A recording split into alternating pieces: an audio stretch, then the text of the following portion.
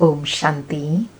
आज प्यारे बाप दादा के 17 नवंबर 2025 के अनमोल मधुर महावाक्य हैं। आज की मुरली के सार में विश्व कल्याणकारी बाबा ने विशेष 2 बातें बताई। एक तो बाबा ने संगम का महत्व बताया और दूसरा सेवा पर अटेंशन दिलाया।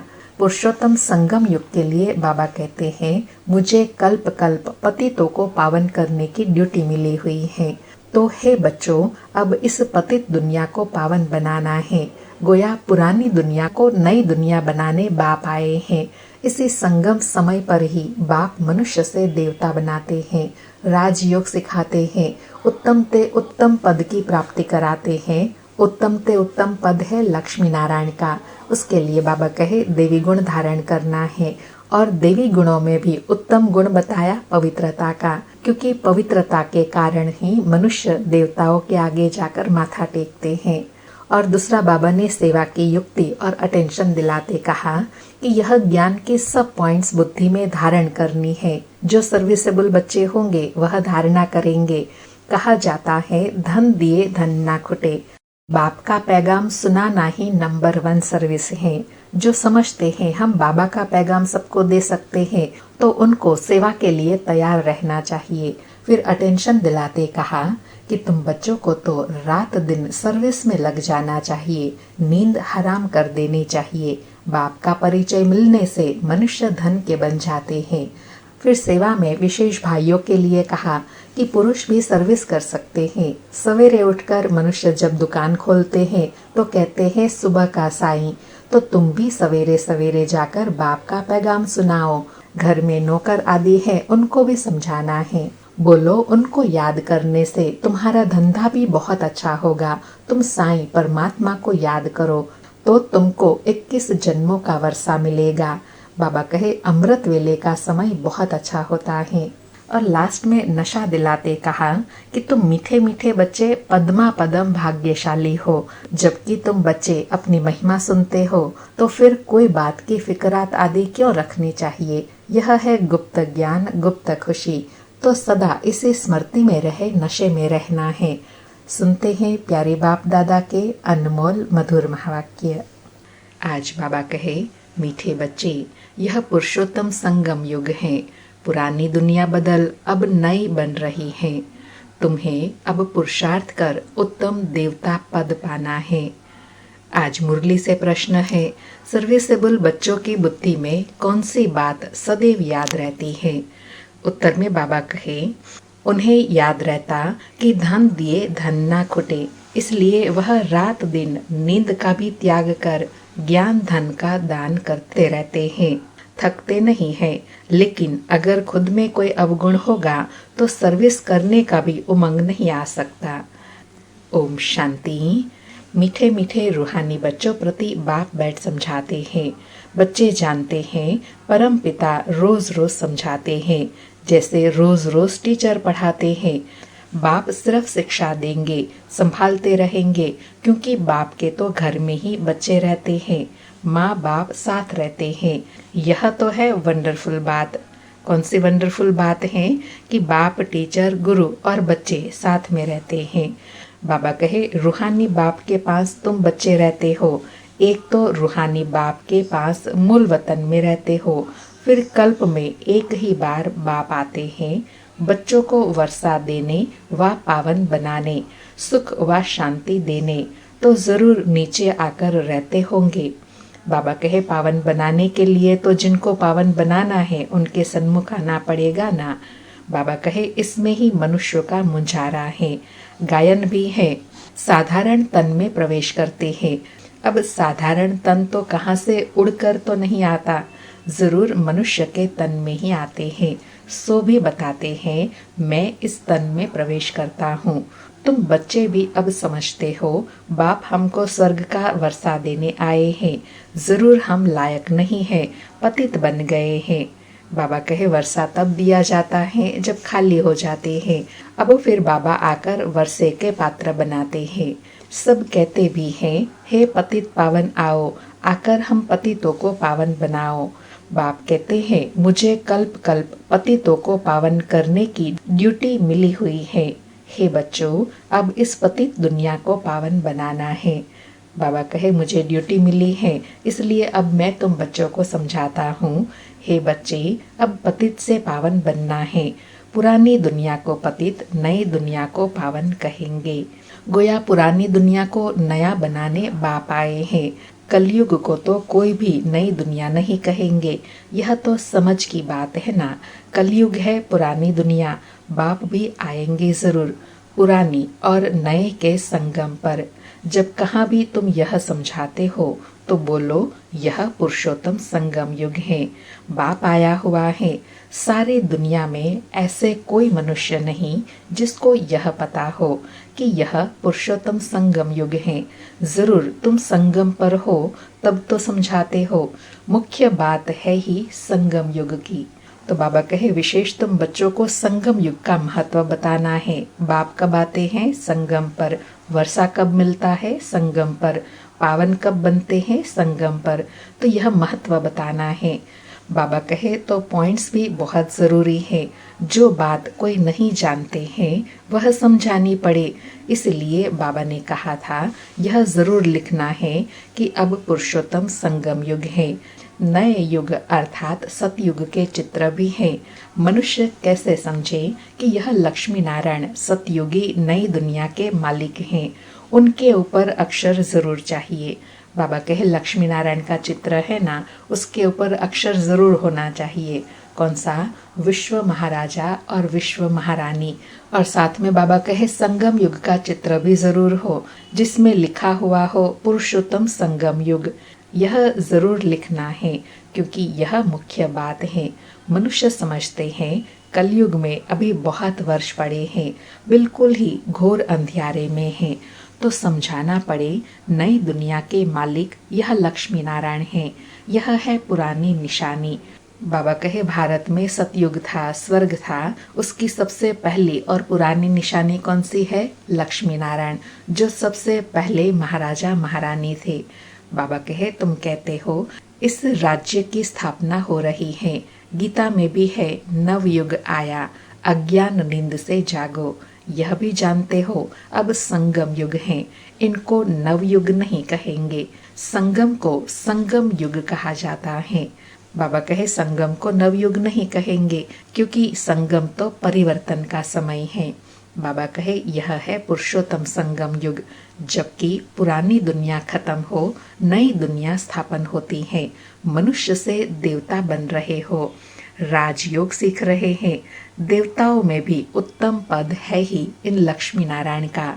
यह भी है तो मनुष्य, इनमें देवी गुण है, इसलिए देवी देवता कहा जाता है। सबसे उत्तम गुण है पवित्रता का। तब तो मनुष्य देवताओं के आगे जाकर माथा टेकते हैं। यह पॉइंट्स बुद्धि में धारण उनको होंगी जो सर्विस करते रहते हैं। बाबा कहे, यह ज्ञान की गुह्य गुह्य बातें धारण उनको होंगी और समझा वही सकेंगे जो सर्विस करते रहते हैं। कहा जाता है धन दिए धन ना खोटे। बहुत समझानी मिलती रहती है, नॉलेज तो बहुत सहज है, परंतु कोई में अच्छी धारणा होती, कोई में नहीं होती है। जिनमें अवगुण है वह तो सेंटर संभाल नहीं सकते, तो बच्चों को समझाते हैं। प्रदर्शनी में भी सीधे सीधे अक्षर देने चाहिए। पुरुषोत्तम संगम युग तो मुख्य समझाना चाहिए। इस संगम पर आदि सनातन देवी देवता धर्म की स्थापना हो रही है। जब यह धर्म था तो और कोई धर्म नहीं था। यह जो महाभारत लड़ाई है उनकी भी ड्रामा में नोंद है। यह भी अभी निकले हैं, आगे थोड़े ही थे। 100 वर्ष के अंदर यह सब खलास हो जाते हैं। बाबा कहे, संगम युग को कम से कम 100 वर्ष तो चाहिए ना। सारी नई दुनिया बनानी है। न्यू दिल्ली बनाने में कितना वर्ष लगा? बाबा एग्जाम्पल दे रहे हैं कि नई दिल्ली बनने में कितना समय लगा। तो बाबा तो नई दुनिया बनाने आए हैं। बाबा कहे, तुम समझते हो भारत में ही नई दुनिया होती है, फिर पुरानी खलास हो जाएंगी। कुछ तो रहती है ना, प्रलय तो होती नहीं। यह सब बातें बुद्धि में हैं। अभी है संगम युग। नई दुनिया में जरूर यह देवी देवता थे, फिर यही होंगे। यह है राजयोग की पढ़ाई। अगर कोई डिटेल में नहीं समझा सकते हैं तो सिर्फ एक बात बोलो, परमपिता परमात्मा जो सबका बाप है उनको तो सब याद करते हैं। वह हम सब बच्चों को कहते हैं, तुम पतित बन पड़े हो, पुकारते भी हो, हे पतित पावन आओ। बरोबर कलयुग है पतित, सतयुग में पावन होते हैं। अब परमपिता परमात्मा कहते हैं, देह सहित यह सब पतित संबंध छोड़ माम एकम याद करो तो पावन बन जाएंगे। यह गीता के ही अक्षर हैं, है भी गीता का युग। बाबा कहे, मैं आया ही हूँ गीता ज्ञान को जीवन में धारण कराने। बाबा कहे, गीता संगम युग पर ही गाई हुई थी, जबकि विनाश हुआ था। बाप ने राजयोग सिखाया था, राजाई स्थापन हुई थी, फिर जरूर होंगी। यह सब रूहानी बाप समझाते हैं ना। चलो यह तन में न आए और कोई में भी आए, समझानी तो बाप की है ना। अर्थात बाबा कहे, मुझे कोई तो आधार चाहिए ना। हम इनका तो नाम लेते नहीं है, हम तो सिर्फ बतलाते हैं। बाप कहते हैं, मुझे याद करो तो तुम पावन बन और मेरे पास चले आएंगे। कितना सहज है। बाबा कहे, कितना सहज है कि मैं कोई भी तन का आधार लूं। ज्ञान तो यही देता हूँ कि तुम मुझे याद करो तो तुम पावन बन मेरे पास चले आएंगे। बाबा कहे, सिर्फ मुझे याद करो और 84 के चक्र का ज्ञान बुद्धि में हो। जो धारण करेगा वह चक्रवर्ती राजा बनेगा। यह मैसेज तो सब धर्म वालों के लिए है। घर तो सबको जाना है, हम भी घर का ही रास्ता बताते हैं। पादरी आदि कोई भी हो, तुम उनको बाप का संदेश दे सकते हो। तुमको खुशी का बहुत पारा चढ़ना चाहिए। परम पिता परमात्मा कहते हैं, माम एकम याद करो तो तुम्हारे विक्रम विनाश होंगे। सबको यही याद कराओ। बाप का पैगाम सुनाना ही नंबर 1 सर्विस है। अंडरलाइन। बाबा कहे, नंबर 1 सर्विस कौन सी हुई? सबको बाप का संदेश देना। गीता का युग भी अब है। बाप आए हैं, इसलिए वही चित्र शुरू में रखना चाहिए। जो समझते हैं हम बाप का पैगाम दे सकते हैं तो तैयार रहना चाहिए। अर्थात बाबा कहे, जो समझते हैं कि हम सर्विस कर सकते हैं तो उनको हमेशा सर्विस के लिए तैयार रहना चाहिए। दिल में आना चाहिए, हम भी अंधों की लाठी बने। यह पैगाम तो कोई को भी दे सकते हो। बीके का नाम सुनकर ही डरते हैं।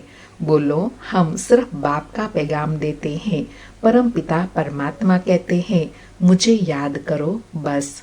अर्थात बाबा कहे, मेन बात समझानी है कि भगवान कहते हैं मुझे याद करो। हम किसी की ग्लानि नहीं करते। बाप कहते हैं, माम एकम याद करो। मैं ऊंच ते ऊंच पतित पावन हूँ। मुझे याद करने से तुम्हारे विक्रम विनाश होंगे। यह नोट करो। बाबा कहे, यह बात नोट कराओ। कौन सी? कि एक बाप को याद करने से ही विक्रम विनाश होंगे। यह बहुत काम की चीज है। हाथ पर व बाह पर अक्षर लिखाते हैं ना, यह भी लिख दो। अर्थात याद सहज बनी रहे, उसके लिए ऐसी युक्ति भी निकाल सकते हैं। बाबा कहे, इतना सिर्फ बताया तो भी रहम दिल कल्याणकारी बने। अपने से प्रण प्रतिज्ञा करना चाहिए, सर्विस जरूर करनी है, फिर आदत पड़ जाएंगी। यहाँ भी तुम समझा सकते हो, चित्र दे सकते हो। यह है पैगाम देने की चीज। लाखों बन जाएंगे। अर्थात सर्विस करते रहेंगे तो चित्र भी बनते रहेंगे। घर घर में जाकर पैगाम देना है। पैसे कोई दे न दे, बोलो बाप तो है ही गरीब निवाज। हमारा फर्ज है घर घर में पैगाम देना। यह बाप दादा, इनसे यह वर्षा मिलता है। 84 जन्म यह लेंगे, इनका यह अंतिम जन्म है। हम ब्राह्मण हैं, सो फिर देवता बनेंगे। ब्रह्मा भी ब्राह्मण है, प्रजापिता ब्रह्मा अकेला तो नहीं होगा ना। अर्थात बाबा कहे, ब्रह्मा के साथ ब्राह्मण तो जरूर होंगे ना। जरूर ब्रह्मा वंशावली भी होंगी ना। ब्रह्मा सो विष्णु देवता, ब्राह्मण है चोटी, वही देवता क्षत्रिय वैश्य शूद्र बनते हैं। कोई जरूर निकलेंगे जो तुम्हारी बातों को समझेंगे। पुरुष भी सर्विस कर सकते हैं। सवेरे उठकर जब दुकान खोलते हैं तो कहते हैं, सुबह का साईं। तुम भी सवेरे सवेरे जाकर बाप का पैगाम सुनाओ। बोलो तुम्हारा धंधा बहुत अच्छा होगा। तुम साईं को याद करो तो 21 जन्म का वर्षा मिलेगा। अमृत वेले का टाइम अच्छा होता है। आजकल कारखानों में माताएं भी बैठ काम करती हैं। यह बैज भी बनाना बहुत सहज है। तुम बच्चों को तो रात दिन सर्विस में लग जाना चाहिए। नींद हराम कर देनी चाहिए।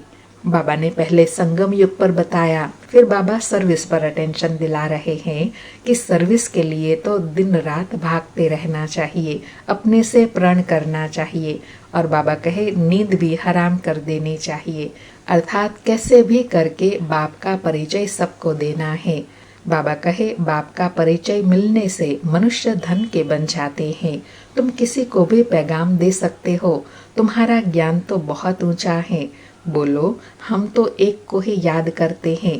क्राइस्ट की आत्मा भी उनका बच्चा थी।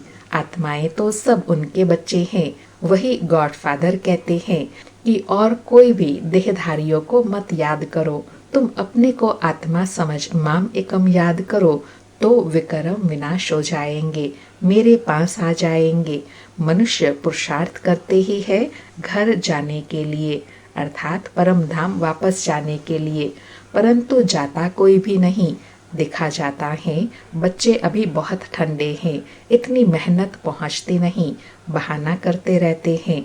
इसमें बहुत सहन भी करना पड़ता है। धर्म स्थापक को कितना सहन करना पड़ता है। क्राइस्ट के लिए भी कहते हैं उनको क्रॉस पर चढ़ाया। तुम्हारा काम है सबको संदेश देना, अर्थात बाबा कहे रुकावटें मुश्किलें आएंगी, उनको भी पार करना है। क्योंकि बाबा ने कहा ना संदेश देना यह सर्वश्रेष्ठ कार्य है। तो बाबा कहे उसके लिए युक्तियाँ बाबा बतलाते रहते हैं। कोई सर्विस नहीं करते हैं तो बाबा समझते हैं धारणा नहीं है।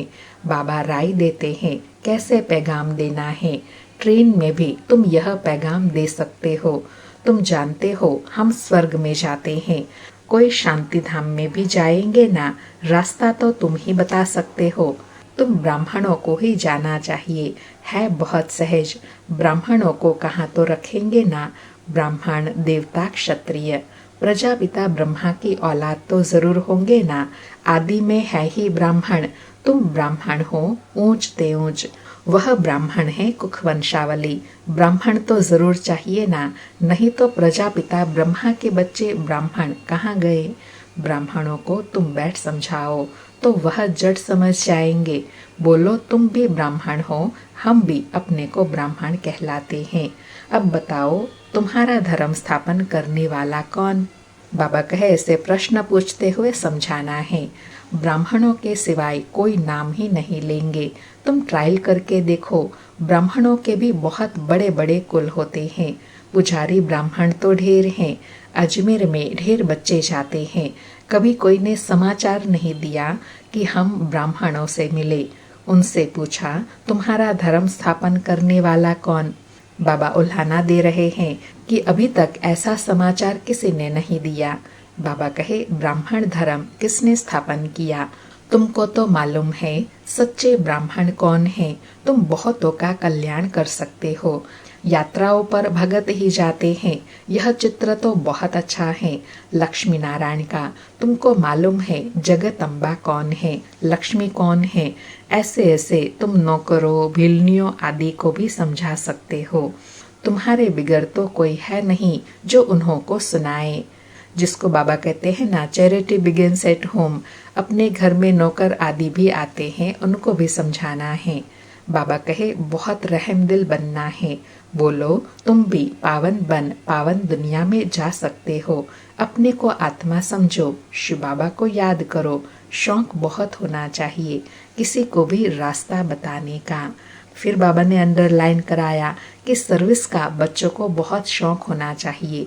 जो खुद याद करते होंगे वही दूसरों को याद कराने का पुरुषार्थ करेंगे। बाप तो नहीं जाकर बात करेंगे, यह तो तुम बच्चों का काम है। गरीबों का भी कल्याण करना है, बेचारे बहुत सुखी हो जाएंगे। थोड़ा याद करने से भी प्रजा में आ जाएंगे, वह भी अच्छा है। अर्थात बाबा कहे कुछ तो कल्याण हो जाए। यह धर्म तो बहुत अच्छा सुख देने वाला है, दिन प्रतिदिन तुम्हारा आवाज जोर से निकलेगा।